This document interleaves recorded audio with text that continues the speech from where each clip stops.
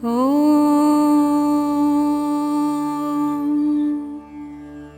नमः शिवाय। लिंगाष्टकम्।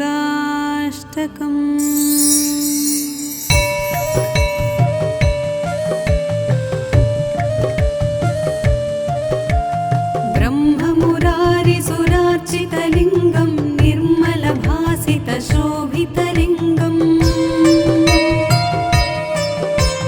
जन्मज दुःखविनाशकलिङ्गं तत्प्रणमामि सदा शिवलिङ्गम्। देवमुनिप्रवरार्चितलिङ्गं कामदहनकरुणाकरलिङ्गम् रावणदर्पविनाशनलिङ्गं तत्प्रणमामि सदा शिवलिङ्गम्। सर्वसुगन्धसुलेपितलिङ्गं बुद्धिविवर्धनकारणलिङ्गं सिद्धसुरासुरवन्दितलिङ्गं तत्प्रणमामि सदा शिवलिङ्गम्। कनकमहामणिभूषितलिङ्गं फणिपतिवेष्टितशोभितलिङ्गम्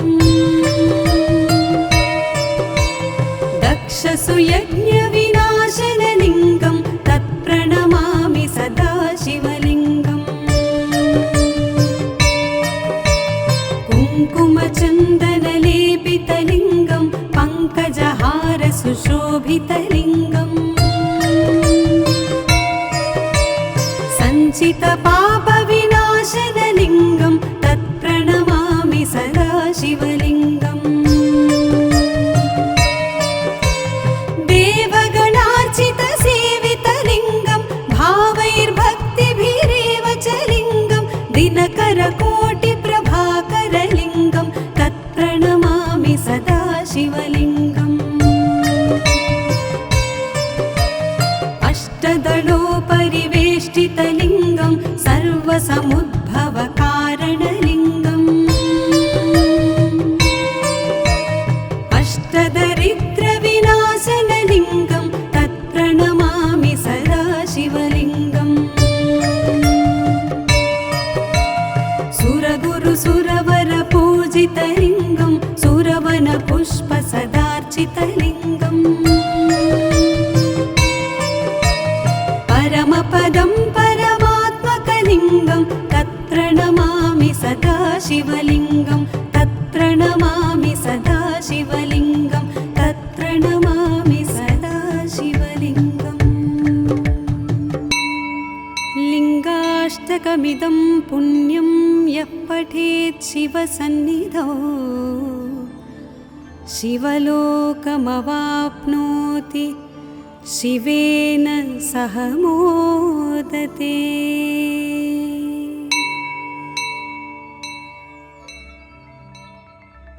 ॐ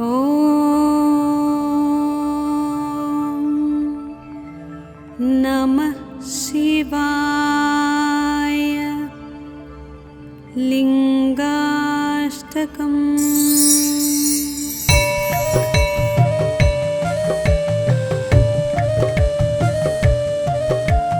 ब्रह्ममुरारिसुरार्चितलिङ्गं निर्मलभासितशोभितलिङ्गम्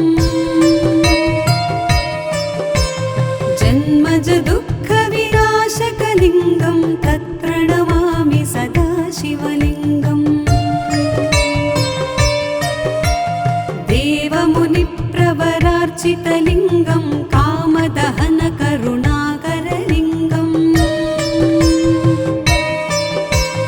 रावणदर्पविनाशनलिङ्गं तत्प्रणमामि सदा शिवलिङ्गम्।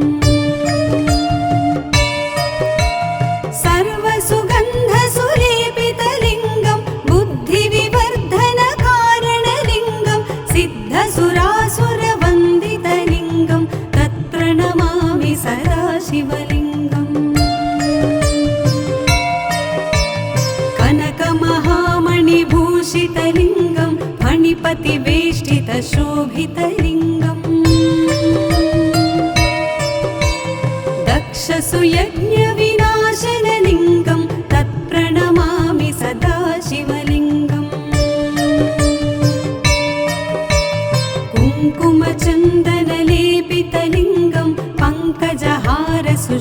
शोभितलिङ्गम्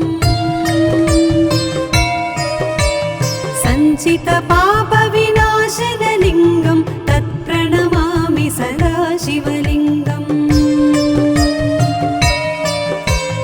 देवगणार्चितसेवितलिङ्गं भावैर्भक्तिभिरेव च लिङ्गं दिनकरकोटिप्रभाकरलिङ्गं तत्प्रणमामि सदा शिवलिङ्गम्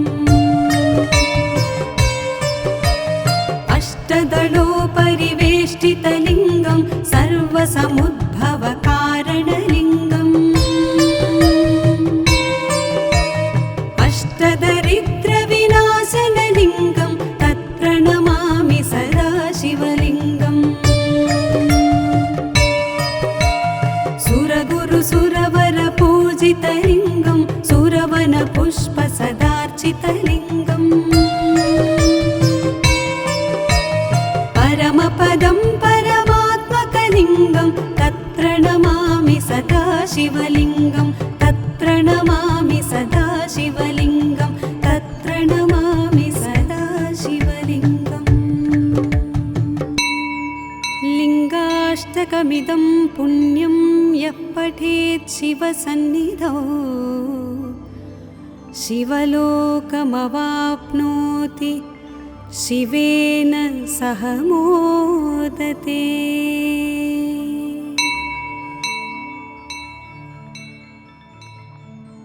ॐ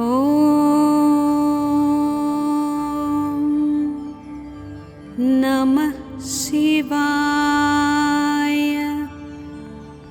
लिङ्गाष्टकम्।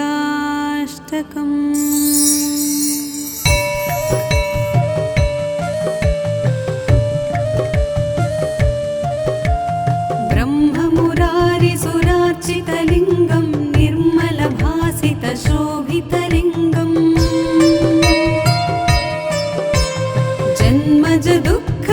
जन्मजदुःखविनाशकलिङ्गं तत्प्रणमामि सदा शिवलिङ्गम्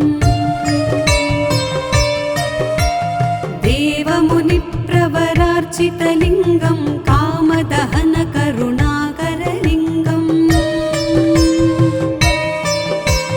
रावणदर्पविनाशनलिङ्गं तत्प्रणमामि सदा शिवलिङ्गम् सर्वसुगन्धसुलेपितलिङ्गं बुद्धिविवर्धनकारणलिङ्गं सिद्धसुरासुरवन्दितलिङ्गं तत्प्रणमामि सदा शिवलिङ्गम् कनकमहामणिभूषितलिङ्गं फणिपतिवेष्टितशोभितलिङ्गम् दक्षसुयज्ञविनाशनलिङ्गं तत्प्रणमामि सदा शिवलिङ्गम् कुङ्कुमचन्दनलेपितलिङ्गं पङ्कजहारसुशोभितलिङ्गम्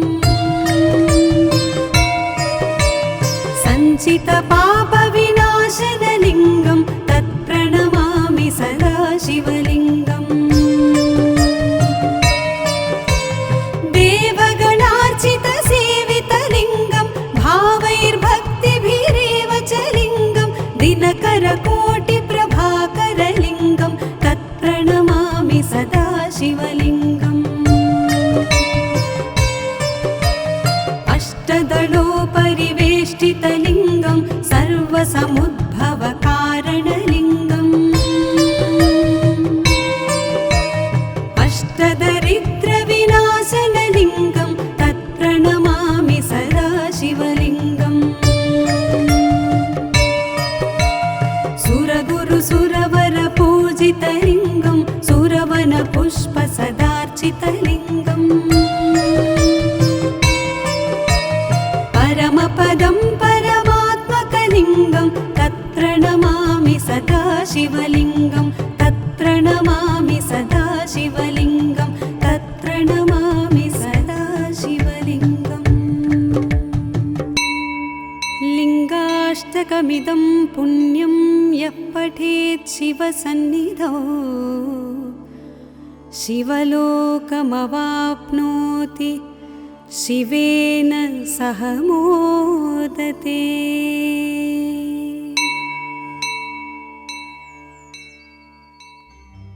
ॐ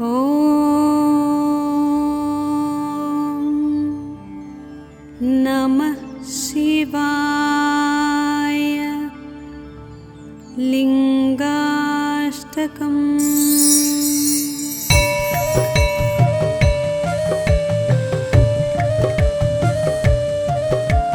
ब्रह्ममुरारिसुरार्चितलिङ्गं निर्मलभासितशोभितलिङ्गम्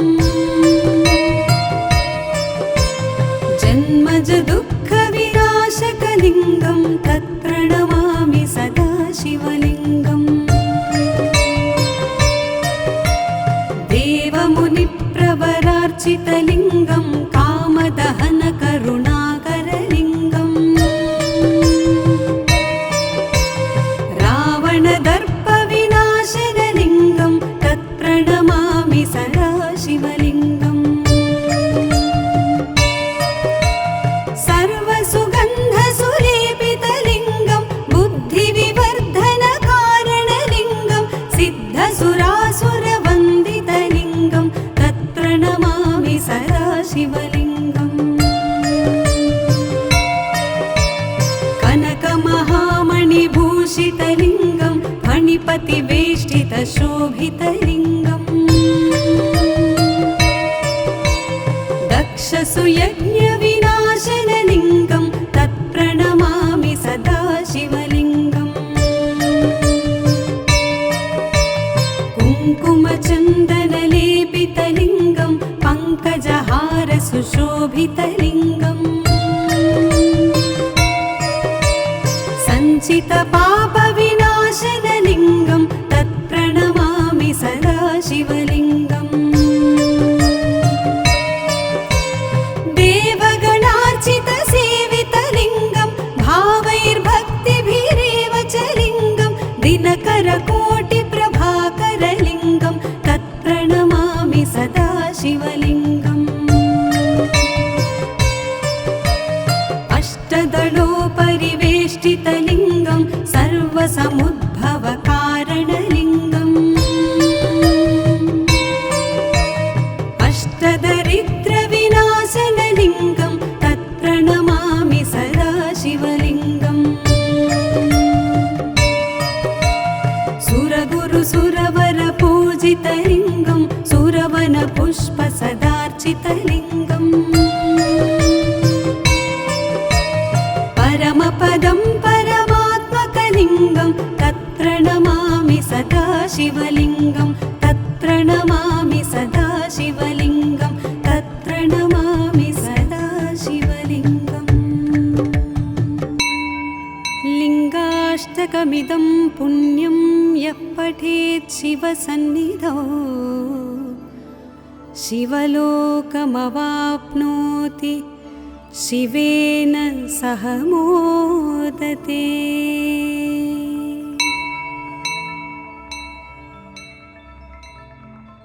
ॐ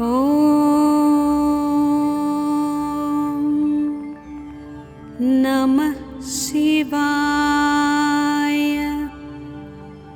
लिङ्गाष्टकम्।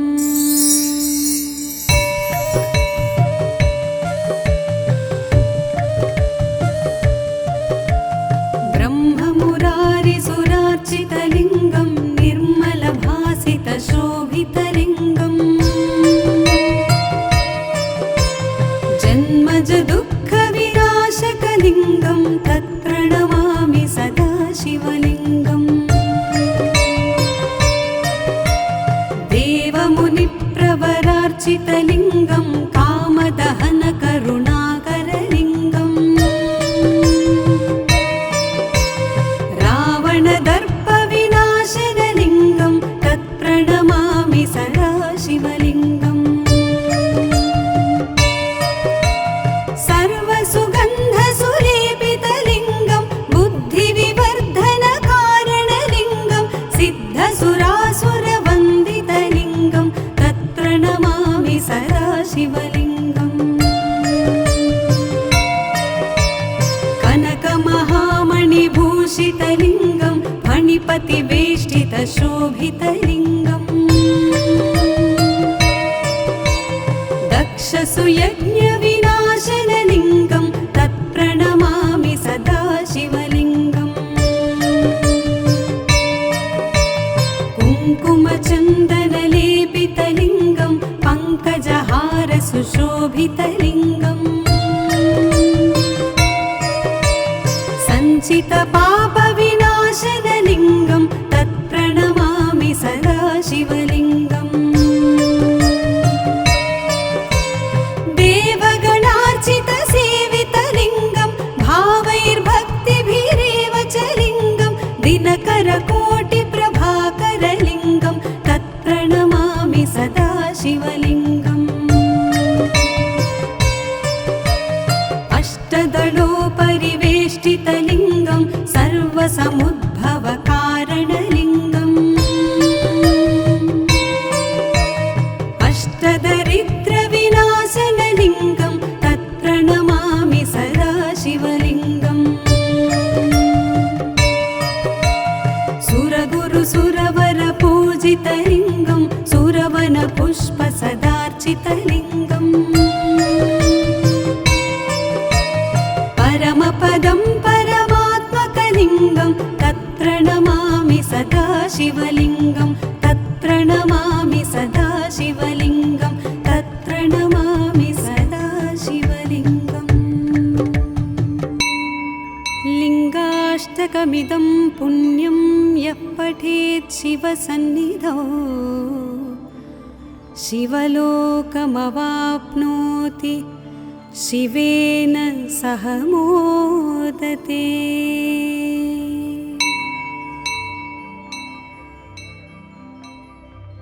ॐ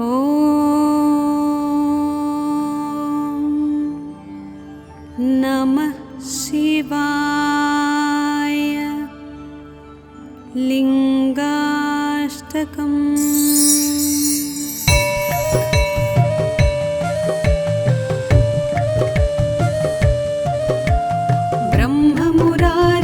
ब्रह्ममुरारिसुरार्चितलिङ्गं निर्मलभासितशोभितलिङ्गम्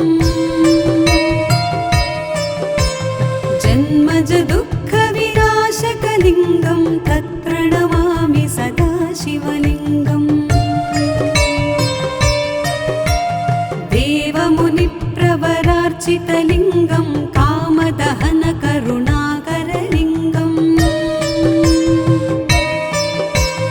रावणदर्पविनाशनलिङ्गं तत्प्रणमामि सदा शिवलिङ्गम्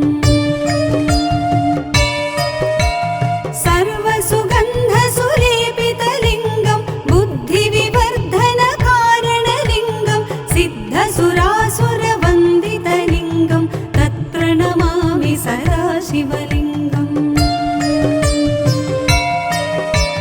कनकमहामणिभूषितलिङ्गं फणिपतिवेष्टितशोभितलिङ्गम् दक्षसुयज्ञविनाशनलिङ्गं तत्प्रणमामि सदा शिवलिङ्गम् कुङ्कुमचन्दनलेपितलिङ्गं पङ्कजहारसुशोभितलिङ्गम् सञ्चितपापविनाशनलिङ्गं तत्प्रणमामि सदा शिवलिङ्गम् देवगणार्चितसेवितलिङ्गं भावैर्भक्तिभिरेव च लिङ्गं दिनकरकोटिप्रभाकरलिङ्गं तत्प्रणमामि सदा शिवलिङ्गम् अष्टदलोपरिवेष्टितलिङ्गं सर्वसमुद्भवकारणलिङ्गम्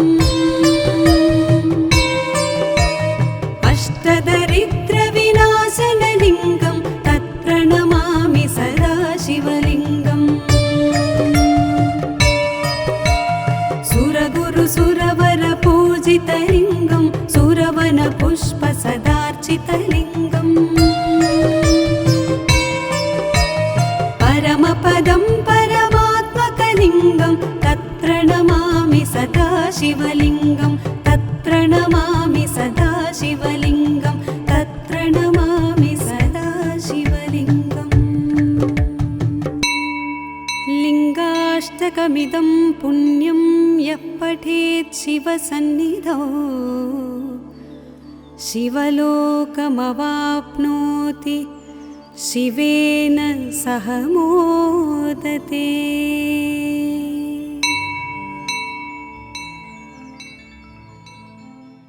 ॐ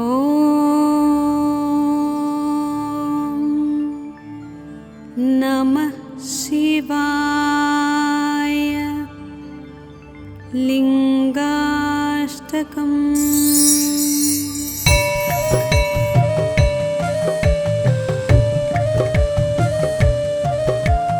ब्रह्ममुरारिसुरार्चितलिङ्गं निर्मलभासितशोभितलिङ्गम् जन्मज दुःखविनाशकलिङ्गं तत्र नमामि सदा शिवलिङ्गम् देवमुनिप्रवरार्चितलिङ्गं कामदहनकरुणाकरलिङ्गम् रावणदर्पविनाशनलिङ्गं तत्प्रणमामि सदा शिवलिङ्गम् सर्वसुगन्धसुलेपितलिङ्गं बुद्धिविवर्धनकारणलिङ्गं सिद्धसुरासुरवन्दितलिङ्गं तत्र नमामि सदा शिवलिङ्गम् कनकमहामणिभूषितलिङ्गं फणिपतिवेष्टितशोभितलिङ्गम् दक्षसुयज्ञविनाशनलिङ्गं तत्प्रणमामि सदा शिवलिङ्गम् कुङ्कुमचन्दनलेपितलिङ्गं पङ्कजहारसुशोभितलिङ्गम् सञ्चितपापविनाशनलिङ्गं तत्प्रणमामि सदा शिवलिङ्गम् देवगणार्चितसेवितलिङ्गं भावैर्भक्तिभिरेव च लिङ्गं दिनकरकोटिप्रभाकरलिङ्गं तत्प्रणमामि सदा शिवलिङ्गम् अष्टदलोपरिवेष्टितलिङ्गं सर्वसमुद्भवकारणलिङ्गम् अष्टदरिद्रविनाशनलिङ्गं तत्प्रणमामि सदा शिवलिङ्गम् सुरगुरुसुरवरपूजितलिङ्गं सुरवनपुष्पसदार्चितलिङ्गम् परमपदं परमात्मकलिङ्गं तत्र नमामि सदा शिवलिङ्गं तत्र नमामि सदा शिवलिङ्गं तत्र नमामि सदा शिवलिङ्गम् लिङ्गाष्टकमिदं पुण्यं यः पठेत् शिवसन्निधौ शिवलोकमवाप्नोति शिवेन सह मोदते।